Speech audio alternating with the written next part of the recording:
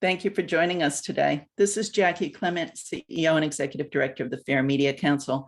Today's event is part of a workshop series put out by our Capacity Building and Development Center, sponsored by the good people at St. Joseph's College. We greatly thank them for allowing us to do this. And basically what we do with the center is we focus on communication skills building, but in particular media relations skills, because that's an area that changes constantly. And part of the issue with it is you need to be connected with the news media and understand how they work and why they do what they do. And that's why today's guest, we're very happy to have with us, Nicole Tindiglia. She's the news director at PIX11. Nicole joins us this morning from the offices of PIX11. Good morning, Nicole. Good morning, Jackie. How are you? Good, thank you. So why don't we start we'll just sort of ease into it since it's a Monday morning. Why don't we talk to you a little bit about how it is you got involved in news to begin with?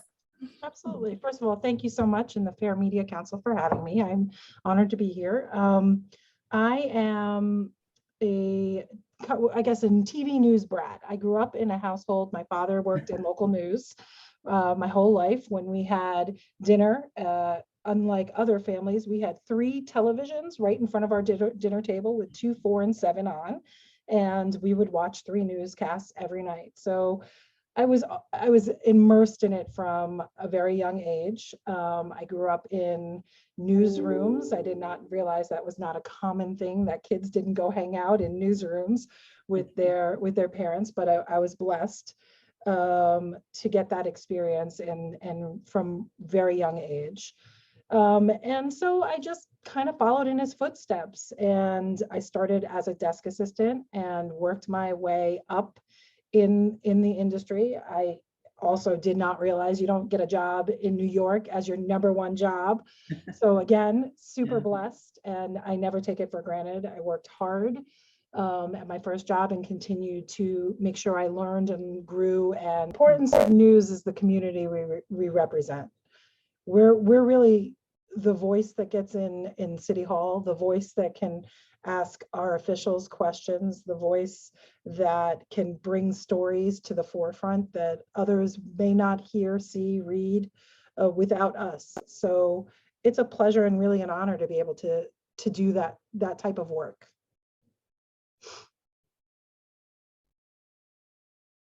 All right, now you've had to manage your way through. So tell us a bit about where the station is at now. So managing through COVID is like nothing I've ever done, because you're not really just responsible for your little pot of people here. You're responsible for their families. You're responsible for their extended families and their well-being. And I take that responsibility very seriously, while also trying to provide information to the public of how they can take care of themselves and their families. It's quite a challenge. I was not at PIX when COVID started, but most newsrooms experienced very similar situations. You kind of started reporting it without, and we look back now and it's so funny because we have our anchors side by side and no masks, and everybody's out in the field asking questions like this with their microphones, and we just didn't think.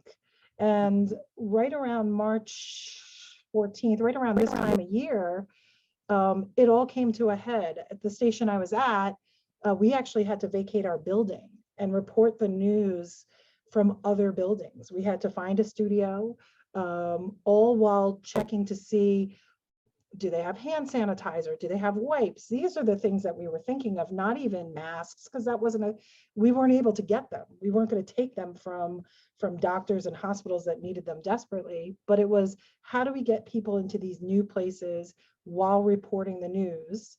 How do we get the information from the mayor's office, from the governor's office, from county executive's office, from hospitals, without going there and being present with this virus surrounding it? So we really had to navigate all of that carefully, and with a lot of discussion. We had a lot of group Zooms to talk about fears and anxiety and what people in the field felt versus people in the building, and how we can navigate each and every situation. And everything that we knew as journalists went out the window, and we started over, and we figured out, how can we do this without putting ourselves in harm's way, but making sure we're getting all that information out as quickly as possible. And thankfully, the technology that we all have now took over and really kind of drove, and we followed along with the technology. And we had really great minds that were able to say, hey, how about if we just put a studio in people's homes? And it's not going to look great, but it'll look like this, and people will not care because they need the information and they don't care what it looks like. They just want to get it. And, so it made life a little bit easier, that the expectations of quality changed a little bit because people just needed to know the information. Okay. And where are you now? Everyone's back in office? So we are here at PIX. We are, I would say, 80% back in office.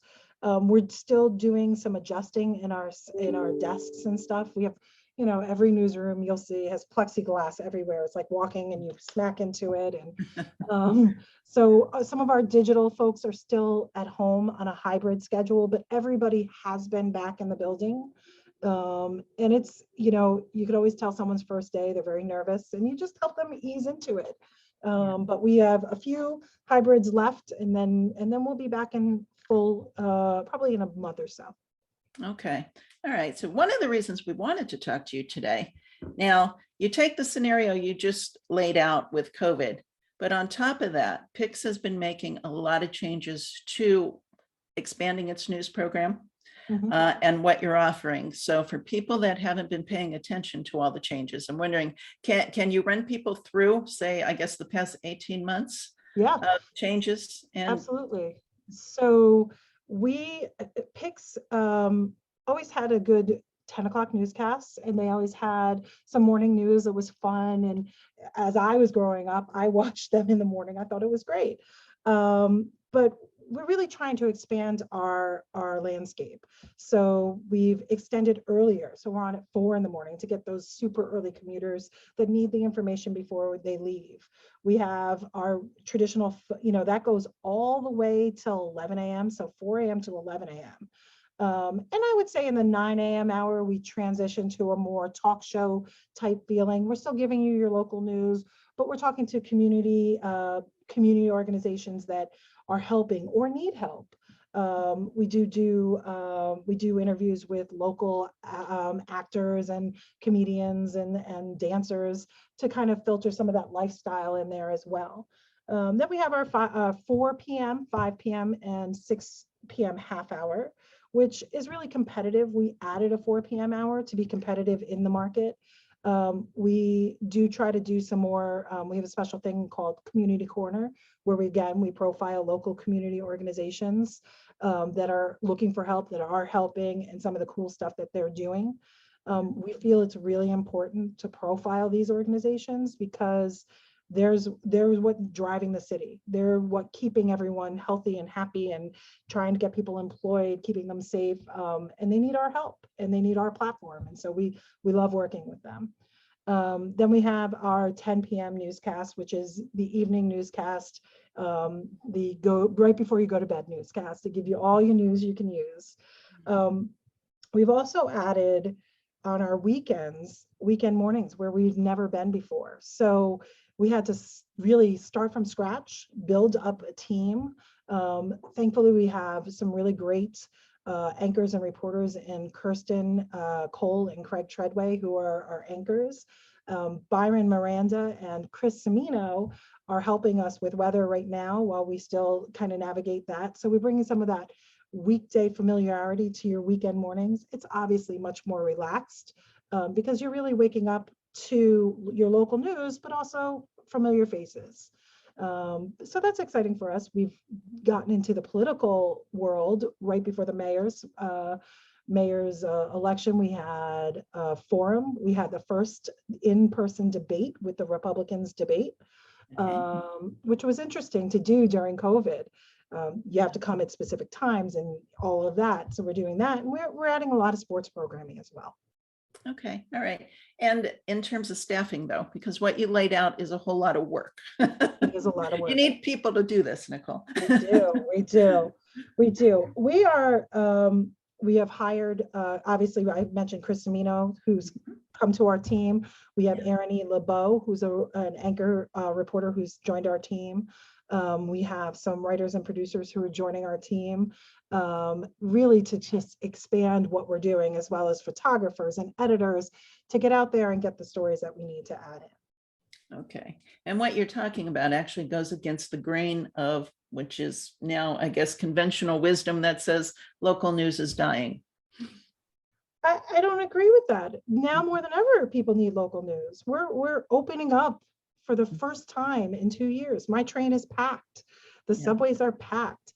We have a new mayor, and we need to ask him questions about safety and security and the jobs and food insecurity. These are all things people are facing every day, and he needs to step up and lead us, and we need to be there to say, hey, here's what's going on. Education is a huge one right now. So more than ever, local news is important. Okay. And you know what? That's a great segue to talk to you about what does PIX11 look for in news stories? PIX11, I mean, we're looking for stories that affect your community. It can be small to you, but it's probably big to a group of people. If it affects one person, it probably affects 100. And so it may be your neighborhood, but I may be facing the same thing in my neighborhood. So we look for things that are going to affect a larger group of people, and things that we can possibly shed a light on. Things that might require change. There's a lot of stuff that requires change right now. And then we're big into the follow-up. It's important to us to go back. We can't just tell you about something and then walk away. We have to keep going back. And PIX is very good about going back and checking and seeing what the progress is, and finding out how we can help make progress. Okay. A question from the audience is, now that we're sort of in the recovery phase from the pandemic, will PIX11 cover more news and stories besides crime? What they're looking for are things like new developments happening within the city and surrounding areas, you know, whether it's restaurants or new buildings or parks, and what's happening in schools, and just things that make the area attractive to living in New York City, since we've heard so much about people moving out of New York during the pandemic.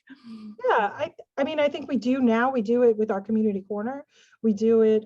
We have an MMJ who pitches development and change, new parks, new playgrounds, beautiful enhancements all the time.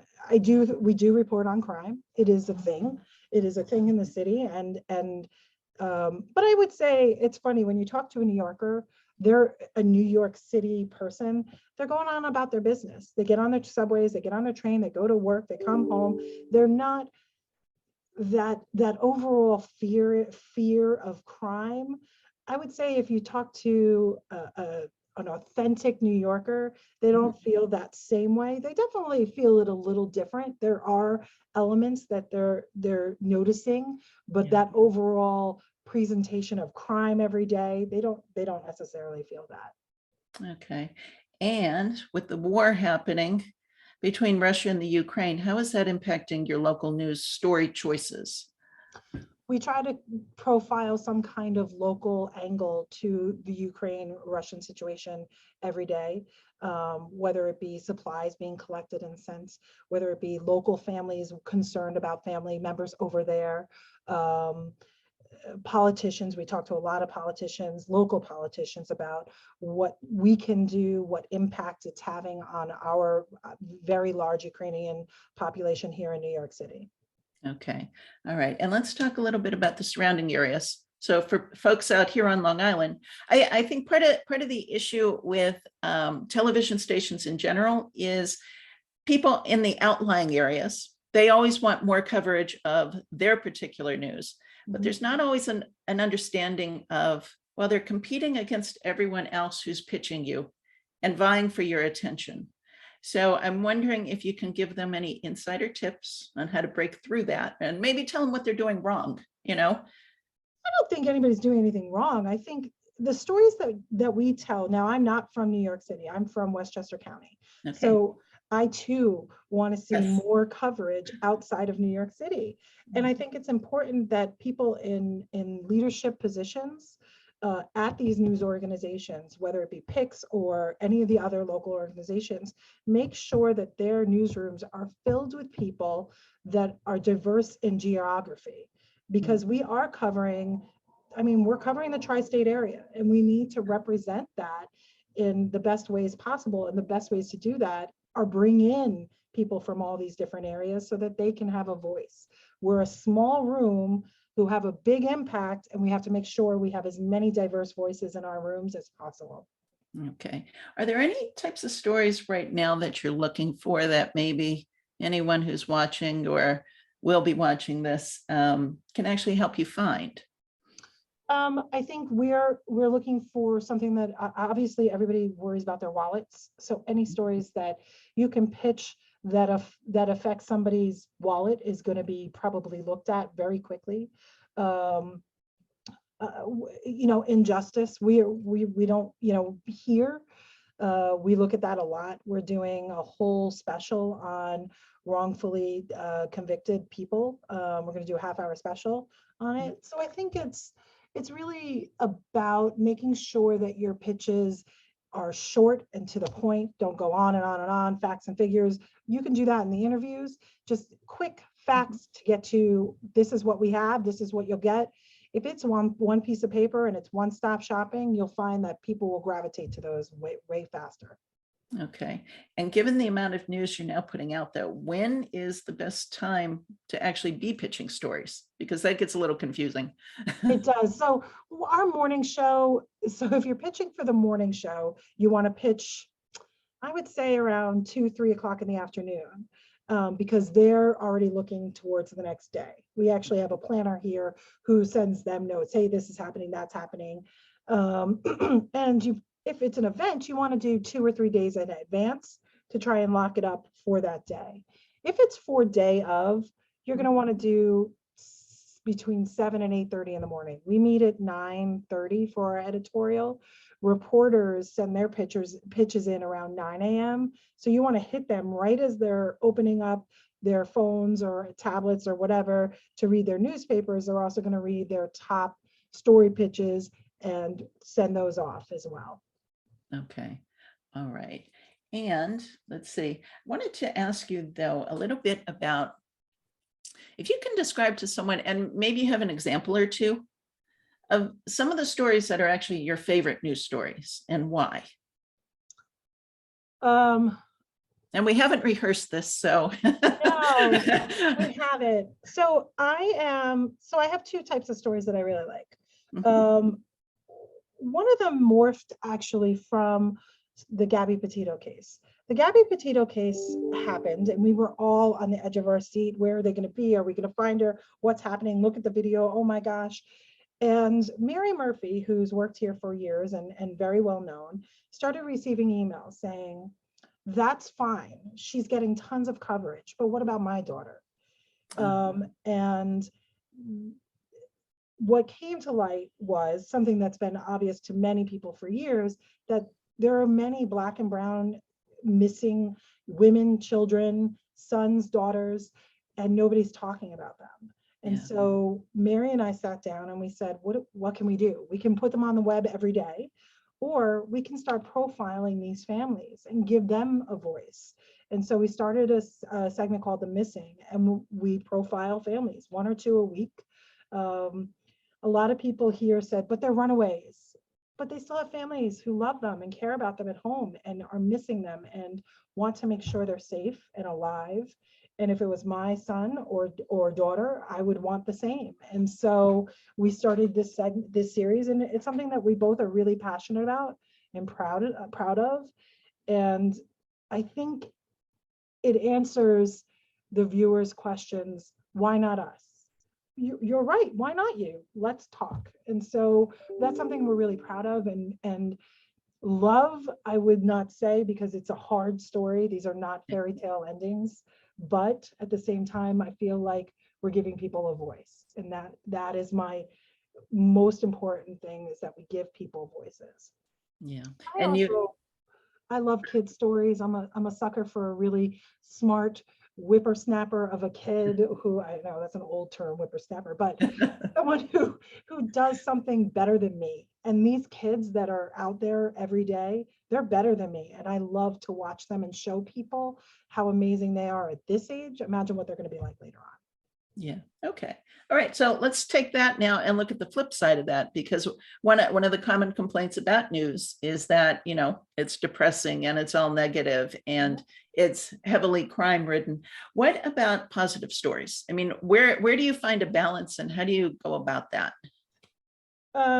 We always want to have a positive story that is in our newscast every day, whether it be, a sports related story, which baseball, so that's not very positive, but we have a lot of young athletes. We have one of our sports anchors, Justin Walters, profiles local athletes. So kids who are at school who are just doing amazing things. We profile, like I said, the community corner, which is doing good things. We try to make sure that our newscast has some kind of okay moment where people can catch their breath, because you're right. We have so much crime. We have so much uncertainty in the world with Ukraine and Russia, and we have to tell you these things, that you want to have a moment where you can catch your breath and watch something and say, okay, I feel good. There's some humanity in the world. We also have Ben Aaron, who just makes you laugh and forget everything for 5 hot minutes. And that's good too, to have one of those. Yes, exactly. Now, in all of this too, one of the questions from the audience is, where do business stories come in? Business stories now, again, right out of COVID, super important. We followed them along. We do a small business spotlight once a week, where we just kind of go to a small business and talk about what they do, how they do it, how long they've done it, and how they've survived this crazy uncertainty. And I think that's important, because all the small businesses are what makes up all these communities. These are not the big mom and pop Targets, and the Targets and all that. They're the mom and pops, and those are the ones that need the spotlight. Okay, the Main Street businesses then. Yep. Yeah. All right. And what about schools? Schools are, as far as education reporting, Yeah. we are lucky. We have a reporter, Kala Rama, who has really taken that on, the education beat. She speaks to the union every day. She has parents lined up. Education is extremely important, but going back to one of the things you discussed, Jackie, education is very different in the suburbs than it is in the city. And so we try to tackle that in 2 different ways. Kala really concentrates on the city, and she knows it, and she has it backwards and forwards. But we are now trying to get out there to Long Island, and we feel like Long Island, Jersey, Westchester, those types of stories will resonate in all the suburban areas, not necessarily 100%, but there'll be a thread that people can gravitate to. Yeah. Okay. I'm going to ask if anyone has any questions to put them in the Q&A box. Otherwise, I'm happy to continue with my own. But Nicole, you've been great about really giving people, a full picture of what you're offering there. But I also can't help but wonder, like, what your typical day is like, because it doesn't sound like you get much sleep at all. I don't, but I don't. I get up. I miss that for 4 a.m. half hour. I get up at 4:30, and I have 3 children at home, so I do their lunches and stuff while I watch the news. I'd love to say that I get on the Peloton, but sometimes I just walk by it a couple times. So that's good. Walking by, that's my exercise. Okay. I do train in. When I'm on the train, I read all my papers on my phone. And then I get here around 8 and check in with everyone, check in with the desk. They've already started the day. The pitches are already coming in from the reporters. Some reflect some of the stuff I read in the paper. Some are just, timely events like the mask mandate in the city in Jersey, and the schools are lifted today. So those are coming in. And so at 9 o'clock, we sit down, just the EP, some of the managers, the desk, and we go through the pitches and kind of pick who should do what and how we can tackle each story. Then at 9:30, we get on our Zoom and do our editorial call. And we assign and we kind of go over details. Editorial calls are wonderful because they can spark debate. And sometimes they're dreadful because that debate can go on for hours. So you never want to say your view is great, but we got to move on now. But sometimes we end up having to cut it a little shorter than we would like to.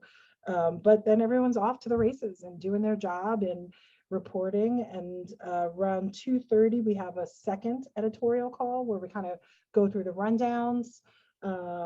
We talk about any elements that may or may not be in pieces that we have to outboard into our show that are important but didn't make it into the piece. And then we kind of are gearing right into the 4 o'clock. Scripts are coming in. We have a managing editor who reads the scripts. Video content. Just yesterday, one of my editors said, "I'm so sorry to bother you on a Sunday, but can we show this?" And I said, "If you have to ask, the answer is never going to be yes." Yeah. So we kind of do all that. We screen the packages to make sure with all these protests, there's a lot of obscenities on some of these, signs and stuff. So we want to make sure that we're very careful. And then the news is on. And then I go home and get up the next day and do it again. Okay. What I wanted to ask you was a bit about, there's the news coverage you put on air, but how does your website play into this now? Is it the same content or is it additional content? How do you handle that? It's additional. So it's not just our local content. It's also fed by our Nexstar, which is the company that owns us, which is national news. So they put on a lot of the national news. We don't research. There's also companies that supply like the best pizza in your area and stuff like that. We're not going around tasting pizza all day. We don't have time, or the best bagels. Yeah. So we don't have time for that. So those are supplied by a different company. But our website, all the local news content is ours. One of the things that we do that we're trying to look into and change a little bit is crime stories do really well on digital, especially when there's video. Okay. But we don't want to just put up every crime because I think it's kind of damaging. Mhm. The videos that are supplied to us, again, they're supplied by the DCBI, by the NYPD or local municipalities, and they don't really tell you the whole story. They give you 2 sentences. And Yeah. so you might, somebody may have stolen 40 boxes of NyQuil. It's a crime. It's bad. He shouldn't have done it, but he or she may be an alcoholic. He or she may be selling it to feed their family. So we try to be a little more cautious now with all the stuff we put out there crime-wise on our web. Okay. All right. And this is a little bit of a segue from what we're talking about, but it is a big concern among the public, which is really distinguishing between real news and fake news. Mhm. So if you have any tips for people or any advice on that front. My advice is just give the facts. Do not editorialize. He said this, she said that, she said this, he said that. Put the words on there. Use the sound. Use it in its entirety. Don't speculate what is meant by that. Just put out the actual text. Beyond that, you're going to get in trouble because somebody's going to say you misinterpreted. We shouldn't be interpreting anything. We should just be putting out what is said. Okay. All right. Fair enough. Is there anything we didn't cover that you wanted to talk about? I don't know if you have any projects on the table right now of things we might be seeing coming out soon. Yeah, I think, we're all dipping into the governor's race. That's the next big thing in New York is the governor's race. And so we're all kind of